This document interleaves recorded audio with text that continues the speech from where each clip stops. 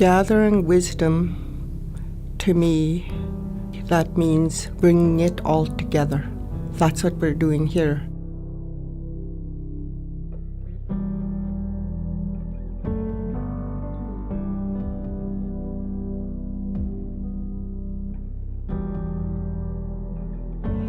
We're not a dead culture, and we're not a dead people, and we have our traditions and our ceremonies that carry on, and our laws that we were supposed to follow, and looking after each other and looking after all things.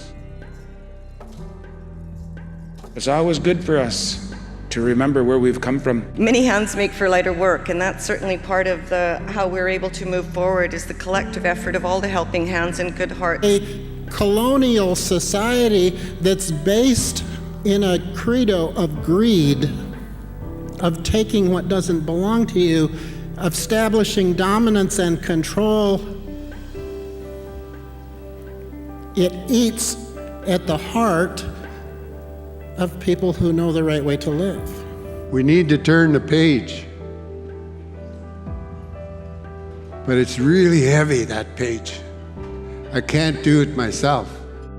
Social determinants is all about children. When they're in progress, in the womb, we need to make sure we're helping mom and baby before they're born. They're honoring you in our way. They tell us that we're human, and sometimes there's difficulty in life.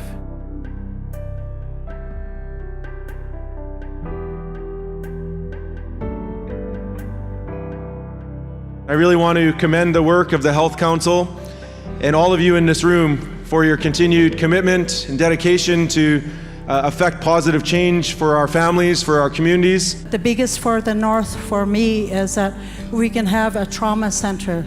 I'd like to maybe see that in Northern Health or Ministry of Children Families in their 10-year plan. We all want to be paddling in the same boat, going in the same direction, but with all of our canoes beside us, not us going our own way because there's going to be some work to be done or there's going to be some resources attached to it. We can sense some fear of change, but they're only doing their jobs, I think, to let our partners know that changes need to be made.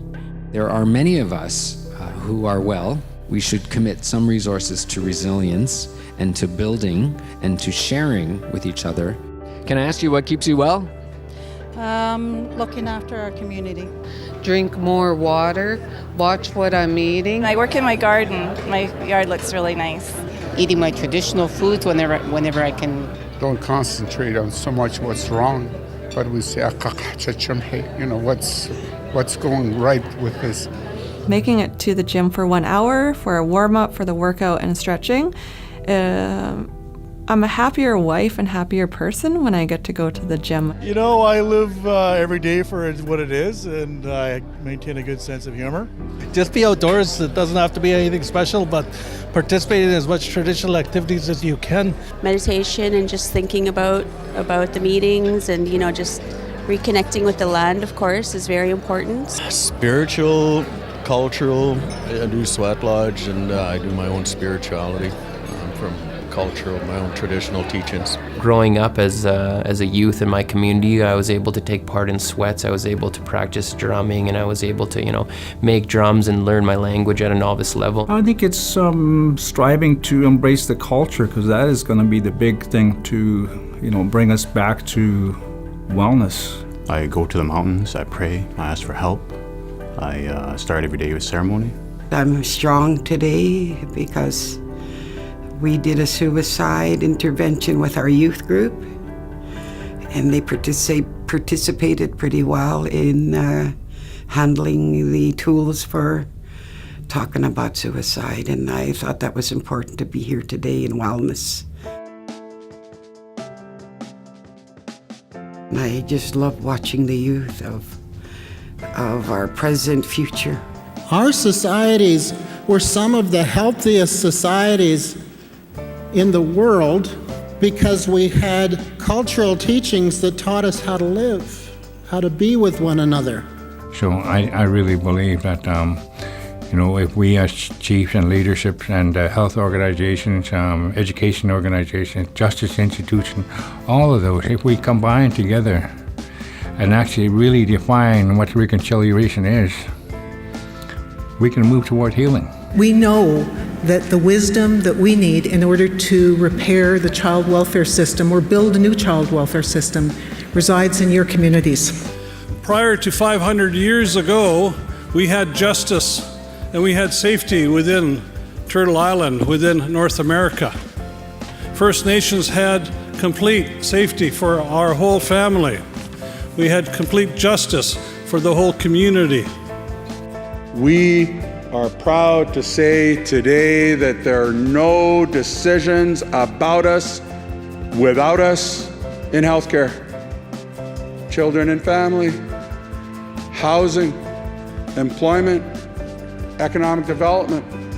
We can influence how government develops its policies. Our ancestors taught their children to take care of their body, mind, and spirit. Our ancestors taught their children the value of hard work, supporting families, communities, and nations. We stood together. The social determinants of health, I think it's a complex question, and you could look at any part of it and you could think, yep, that's what we need to fix. But you can't fix that without fixing that, without fixing that. And you could look at everything, but everything starts in the home. And it's very important. We talk about community health, and spiritual health is one of them, which I believe the language and the songs and dances that we do is all part of spiritual health. And of course, then we need economic health, physical health to be a healthy community. So language and cultures is very important. Well, there are probably more than one way of saying everything is connected. When we talk about our history, where we come from, there's one word, Gaya Machalas, is where we come from. And or just something as simple as Hamwetlands Nala, that is the way our world is. Nutsamot in the Coast Salish language means we're one. Nutsamot Shqualawin means that we're one heart and one mind. Ishukitzawak, Isak. Understanding that all things are connected. That to be always careful with that understanding, because of what you do over here may impact things over here. And respect. A value that applies to self, others, all living and inanimate things.